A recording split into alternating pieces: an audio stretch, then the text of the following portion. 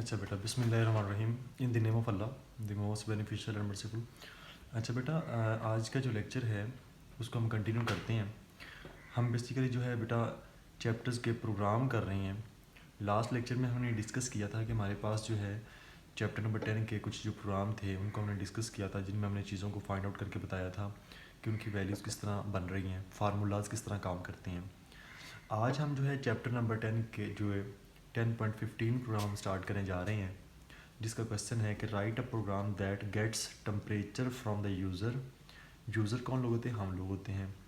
यानी यूज़र से हमने इनपुट करना, तो डेफिनेटली हमें प्रिंट एफ और स्कैन एफ लेना पड़ेगा, जो मैंने आपको ऑलरेडी डिस्कस करके बताया हुआ है।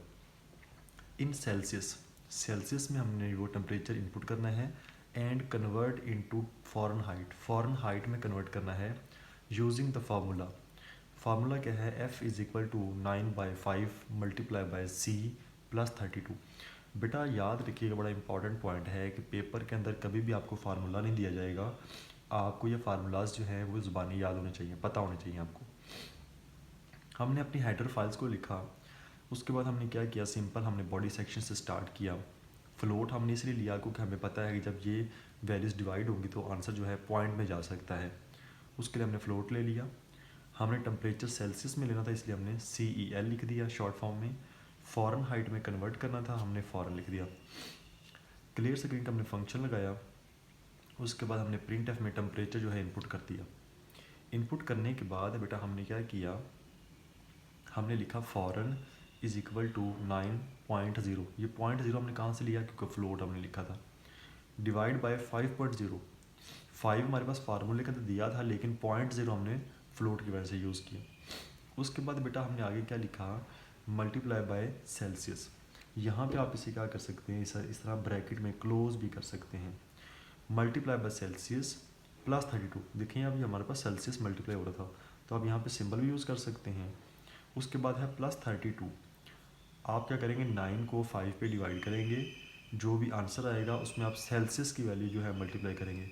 अब सेल्सियस क्या था, हमने यहाँ पे इनपुट किया हुआ है 15.50। तो आप ये वैल्यू क्या है जी, आपने इनपुट की हुई है, यहाँ पे ये पड़ी हुई है। अब ये 15.50 जो है ये मल्टीप्लाई हो जाएगी इसके आंसर के साथ। उसमें हम क्या करेंगे, 32 ऐड कर देंगे। जो आंसर आएगा वो किसके पास आ जाएगा, फ़ॉरेनहाइट के पास। प्रिंट एफ में हम क्या करेंगे, उस फ़ॉरेनहाइट को डिस्प्ले करवाएंगे। यहाँ पे लफ्ज़ लिखा गया है 5.2। 5 का मतलब होता है कि टोटल 4 फिगर होने चाहिए। 0.2 का मतलब क्या है, पॉइंट के बाद 2 होने चाहिए।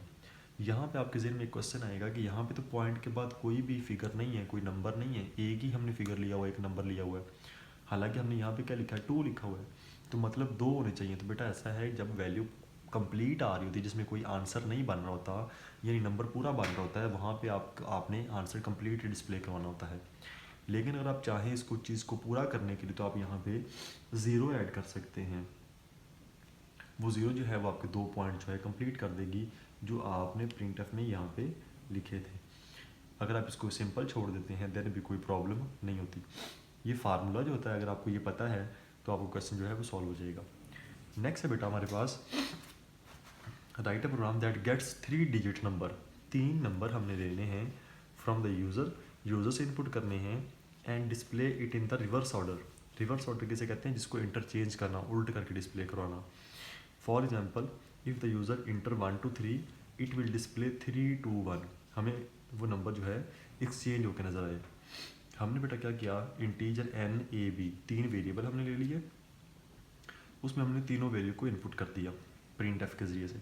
हमने जब प्रिंट एफ में डिस्प्ले किया तो हमारे पास ये आंसर किस तरह से बन रहा है। बेटा याद रखिएगा, सबसे पहले हमने जो है इस n को इनपुट किया था। इस n के अंदर हमने वैल्यू क्या रखी, बेटा याद रखिएगा, हमने जो नंबर थे वो हमने 3 इनपुट करने थे। फॉर एग्जांपल हमने वो नंबर जो है 5 1 2 लिया, यानी 5 5 1 और 2, 3 हमने नंबर ले लिए। अब इस n के अंदर क्या है बेटा, ये 5 1 2 पड़ा हुआ है।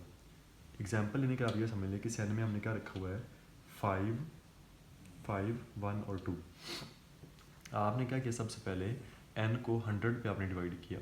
n में क्या था, 5 12 था। तो अब हम क्या करेंगे बेटा, यहाँ पे हमने क्या लिखा, 5 12 था। हम इसमें क्या किया, हमने इसको 100 पे डिवाइड किया। जब 100 पे डिवाइड करेंगे तो आंसर बनेगा 500। एंड पे क्या बचेगा हमारे पास 12। आंसर में क्या आ चुका होगा 5। अब ये जो आंसर है हम डिवाइड कर रहे हैं, तो डिवाइड में हम आंसर ऊपर वाला लेते हैं। इस ए के पास क्या आंसर जाएगा, ए के पास आंसर चला जाएगा 5। फिर उसके बाद हम क्या करेंगे, n डिवाइड बाय 100। अब अगेन हम डिवाइड करेंगे दोबारा। अब n में क्या था, 5 12 था। अगेन जब 100 पे डिवाइड होगा, आंसर में क्या बचेगा हमारे पास, फिर 5 आएगा।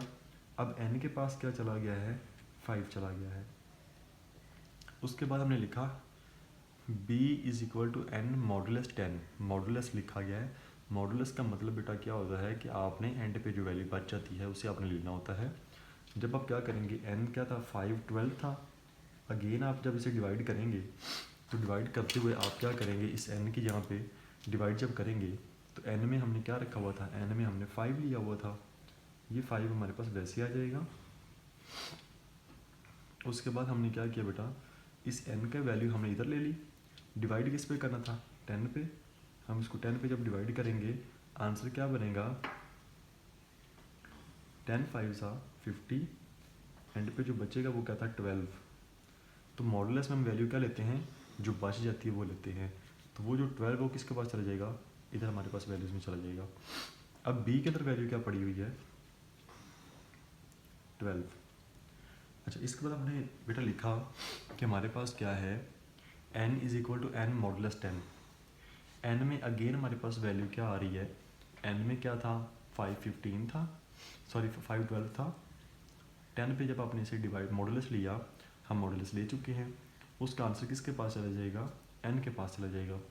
अब ये वैल्यू हमने इंटरचेंज करनी, देखें n में हमारे पास क्या था, 5 पड़ा हुआ है, b में कितना पड़ा हुआ है, 12 पड़ा हुआ है। अब टोटल नंबर क्या था, 5 12 था। इसको जब इंटरचेंज करेंगे तो क्या लिखेंगे, मॉडुलस d, 3 दफ़ा इसलिए लिया क्योंकि 3 वेरिएबल है। पहला मॉडुलस d n का, दूसरा मॉडुलस d b का, तीसरा मॉडुलस d जो है वो a का। अब इस n में हमने क्या रखा था बेटा, 5, तो हमारे पास 5 आ गया। अब a की वैल्यू क्या थी हमारे पास, सिंपल आनी थी 1 2, लेकिन आपने पहले b लिख दिया है बाद में। हालांकि जब यहाँ पे इस्तेमाल किया था पहले a था फिर b था, लेकिन जब आपने रिजल्ट शो करा तो b को आप ऊपर ले गए हैं, a को आप नीचे ले आए हैं। तो यहाँ पे देखें b पहले आ चुका है, a बाद में। तो ये वैल्यू क्या हो जाएगी, इंटरचेंज हो जाएगी। जब ये वैल्यू इंटरचेंज होगी तो 12 a के पास चला जाएगा। अब उसमें क्या था, 1 पहले आएगा, उसके बाद हमारे पास क्या होगा बेटा, अब उसके बाद हमें 2।